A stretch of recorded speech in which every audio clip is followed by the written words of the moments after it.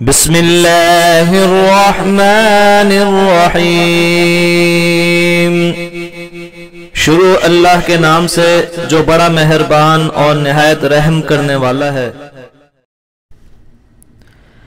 حضرت عبداللہ بن مسعود رضی اللہ تعالی عنہ حضور صلی اللہ علیہ وسلم سے جو کہ سب سے بڑھ کر سچے ہیں اور سب لوگ آپ صلی اللہ علیہ وسلم کو سچا مانتے بھی ہیں، وہ نقل کرتے ہیں کہ آپ صلی اللہ علیہ وسلم نے فرمایا کہ ایک آدمی کی پیدائش میں اسے 40 روز تک ماں کے پیٹ میں نطفے کی شکل میں رکھا جاتا ہے، پھر 40 دن تک جمع ہوا خون ہوتا ہے، پھر 40 دن تک گوشت کے ٹکڑے کی شکل میں رہتا ہے، پھر اللہ تعالیٰ اس کی طرف ایک فرشتہ 4 باتوں کے ساتھ بھیجتے ہیں اور اس فرشتے کو کہا جاتا ہے کہ اس کی عمر لکھ دو، اس کی امیدیں اور اس کے اعمال لکھ دو، اس کا رزق لکھ دو، یہ کہ وہ نیک بخت ہے یا بدبخت۔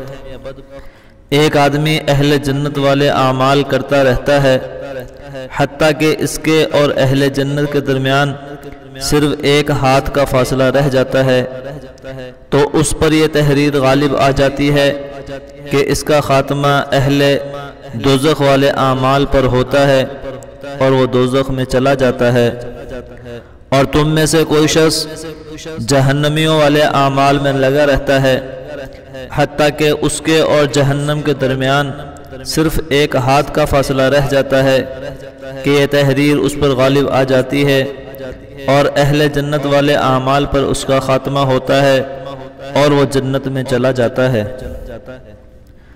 ایمان کو ضائع کرنے والے گناہ۔ سمرقند میں ابو القاسم رحمۃ اللہ علیہ حکیم سے کسی نے سوال کیا کہ کوئی گناہ ایسا بھی ہے جس سے ایمان ضائع ہو جاتا ہے؟ تو فرمایا ہاں، 3 گناہ ایسے ہیں جو بندے کے ایمان کو ضائع کر دیتے ہیں۔ نمبر 1، اللہ تعالیٰ کی دی ہوئی نعمت ایمان پر شکر ادا نہ کرے۔ نمبر 2، ایمان کے ضائع ہونے کے خطرے سے بے خوف ہو جائے۔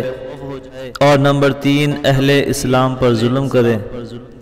تو ویورز دعا فرمائیں اللہ رب العزت سے کہ اللہ رب العزت ہمیں ان احادیث مبارکہ پر عمل کرنے کی توفیق عطا فرمائے، آمین ثم آمین۔